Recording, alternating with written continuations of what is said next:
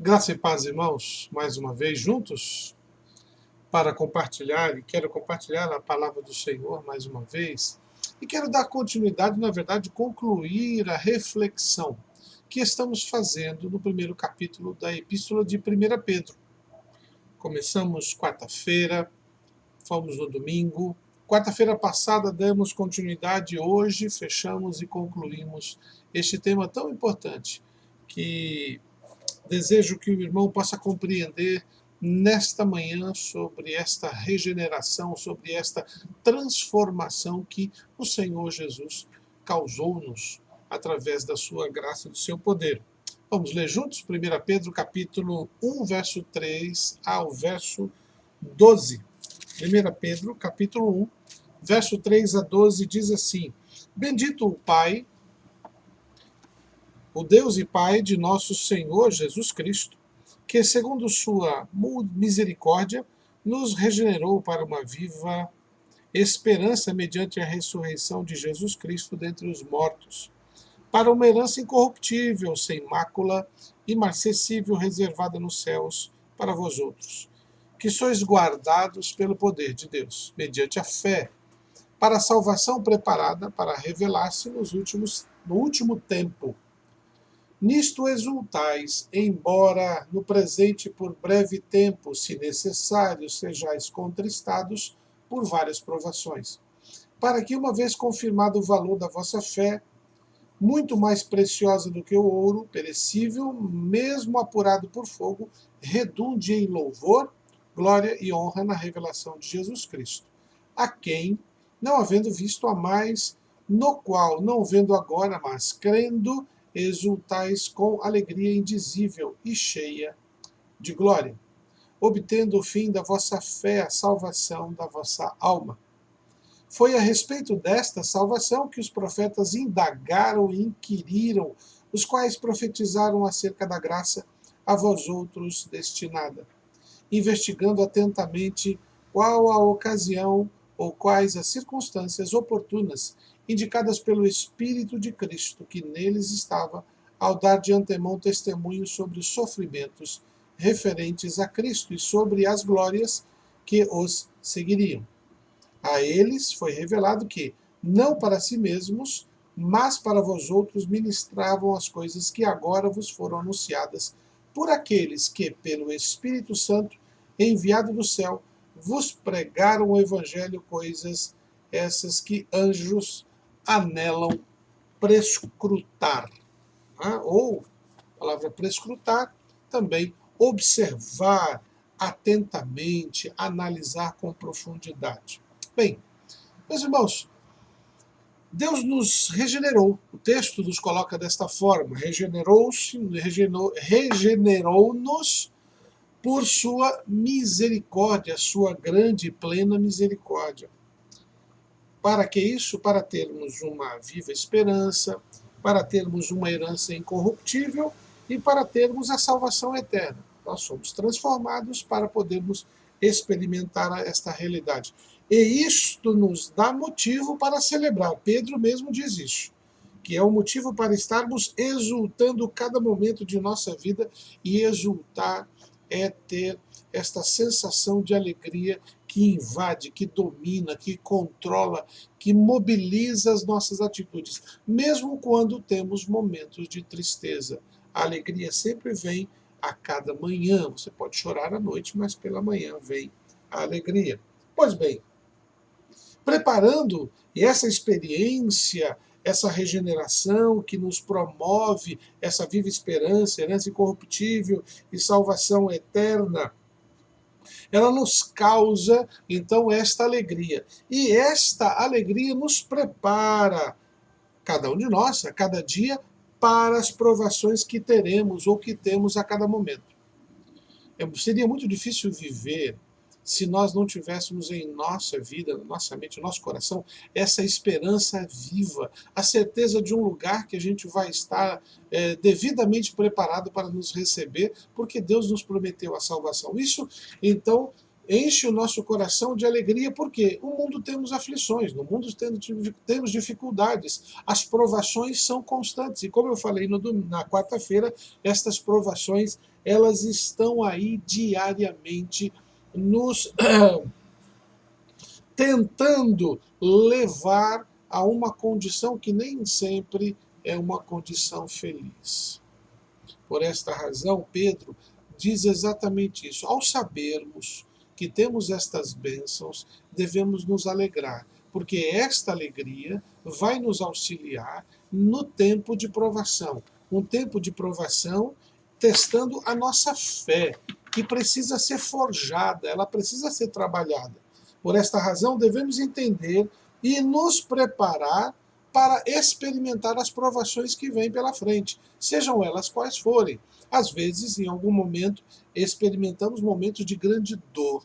Outras vezes são testes que mexem com nossa paciência. O próprio Tiago escreve na sua epístola, no primeiro capítulo, dizendo: tende por grande alegria o passardes por várias provações, porque a provação produz perseverança, paciência, produz paciência, e essa paciência perseverança, e essa perseverança precisa ser perfeita para formar um homem perfeito, uma mulher perfeita na presença de Deus. Sempre lembrando que perfeição aqui não está dizendo ausência de erro, mas de uma pessoa que esteja perfeitamente equilibrada, consciente da sua fé.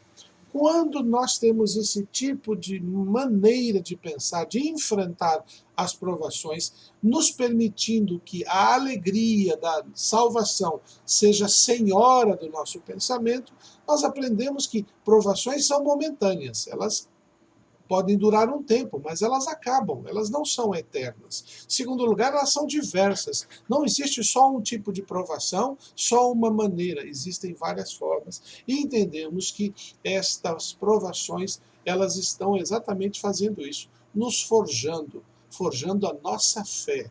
Porque sem fé é impossível agradar a Deus. E uma fé forjada diante das provações é uma fé persistente. Assim,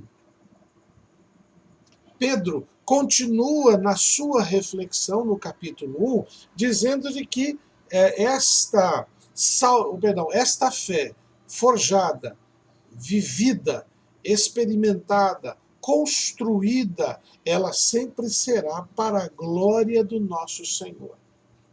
Então, quando nós experimentamos os nossos momentos difíceis, sempre tenha isso em mente. Você vencerá, e vencerá para a honra dele. Você crescerá, e crescerá para a honra dele. Por isso que devemos viver esses momentos e nos preparar para que possamos viver a salvação da nossa alma, não lá na eternidade, mas começando aqui. O Senhor Jesus mesmo afirma no Evangelho de João que a nossa vida eterna começa quando cremos em Deus ter enviado o seu Filho para nos salvar. Então, se eu hoje aqui creio que Deus é o meu Salvador, é a minha salvação, eu já estou vivendo esta eternidade, a salvação da sua alma. Pois bem, hoje, do verso 10 até o verso 12, o apóstolo Pedro, ele continua neste pensamento: olha, você é uma pessoa salva, você foi resgatada por Deus, você tem bênçãos. Os momentos de dificuldade que você passa não devem levar as suas emoções, mas você deve se alegrar por tudo que Deus está lhe dando. E aí Pedro conclui o seu raciocínio nos versos 10 a 12 para mostrar como nós somos os privilegiados. Sim, somos privilegiados. A bênção que temos nos torna únicos. Se você tiver a curiosidade de voltar aqui no capítulo 1, ali no verso 1 e 2, diz assim: Pedro, apóstolo de Jesus Cristo, aos eleitos que são forasteiros. Ele está escrevendo aos irmãos em Cristo que estavam dispersos por causa do sofrimento, da perseguição e por aí vai. Dispersos no ponto Galácia, Capadócia, Ásia e Bitínia, que eram regiões ali próximo da Ásia. E aí no verso 2 ele repete: eleitos segundo a presciência de Deus Pai, em santificação do Espírito, para a obediência e a aspersão do sangue de Jesus Cristo, graça e paz vos sejam multiplicadas. Eleitos segundo pregnosis, a palavra grega para essa presciência ou pré-conhecimento. Deus já te conhecia quando te escolheu. Ele sabia quem você é, com os seus defeitos e com os seus erros. Quando Deus me elegeu e te elegeu, Ele sabia para quem estava oferecendo a graça. Não foi um presente fortuito.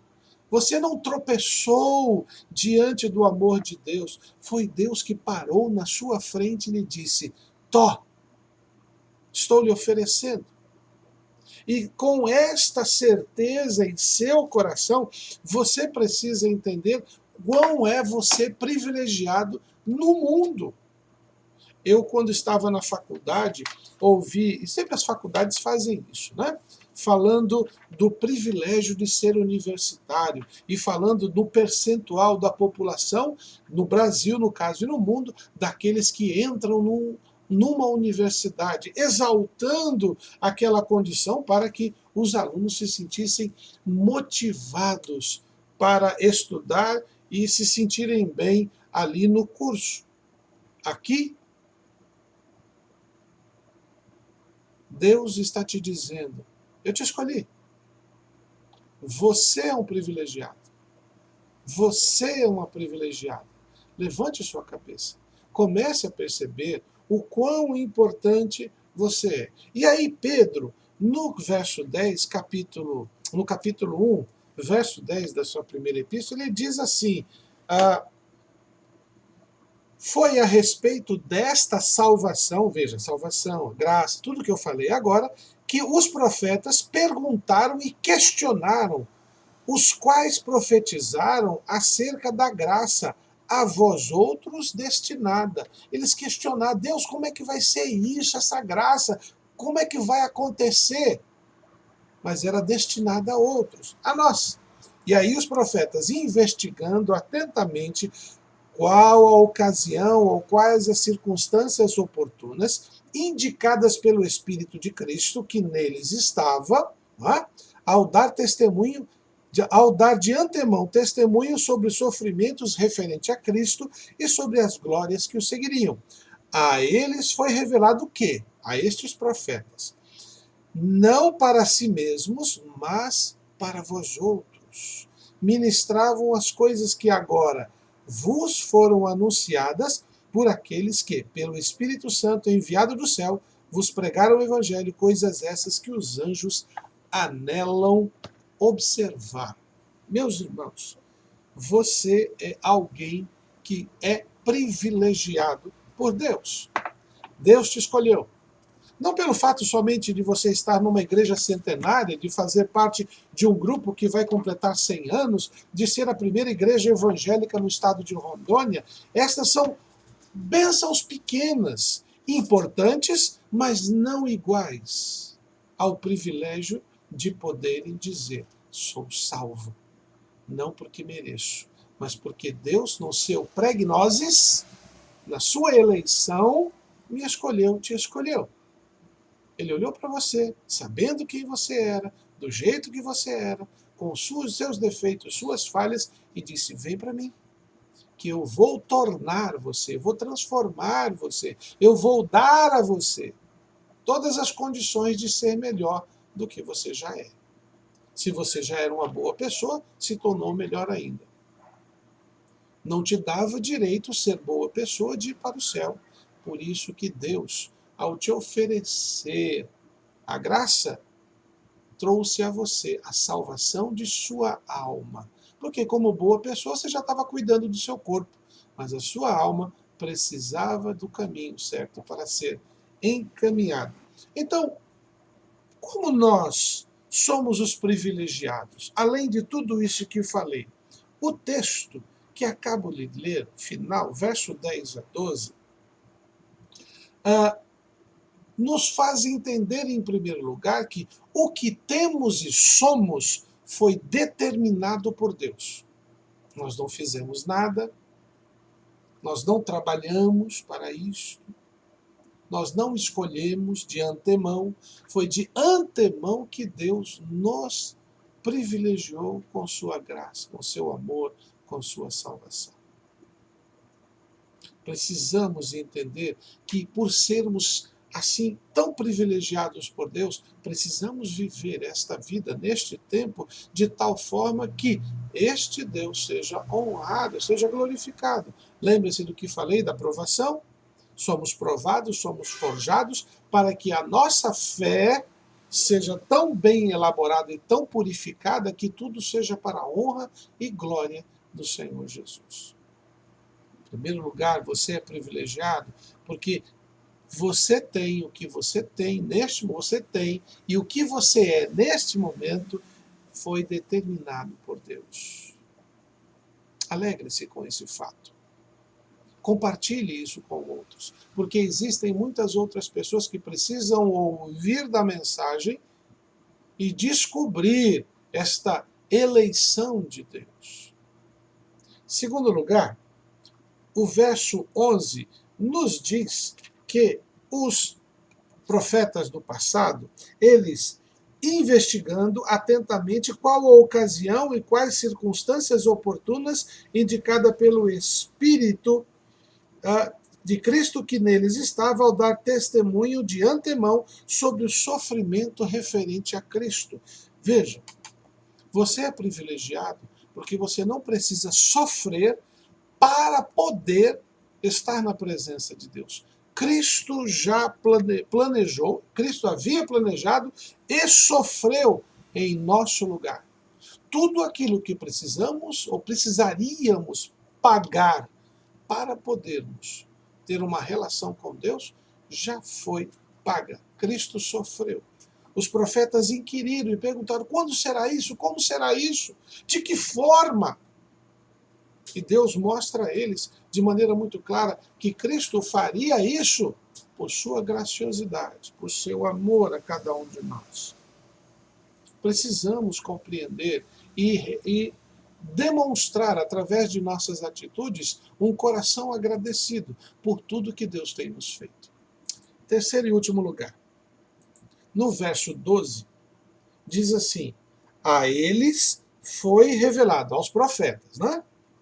Que não para si mesmos, mas para vós outros ministravam as coisas que agora vos foram anunciadas por aquele que, pelo Espírito Santo enviado do céu, Jesus, vos pregaram o Evangelho, coisas que os anjos anelam prescrutar. Terceiro e último lugar, outros trabalharam, meu irmão, e muito, para que pudéssemos ser quem somos, filhos de Deus.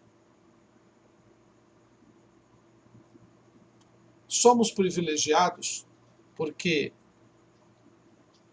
tudo que temos e somos foi determinado por Deus. É um dado, é uma graça, um presente. Somos privilegiados porque Cristo planejou sofrer em nosso lugar. Nós não precisamos sofrer para buscar a vontade de Deus. Terceiro lugar. Outros trabalharam e muito, suaram e muito, para que nós pudéssemos ser quem somos diante de Deus, seus filhos. Eles anunciaram, eles pregaram.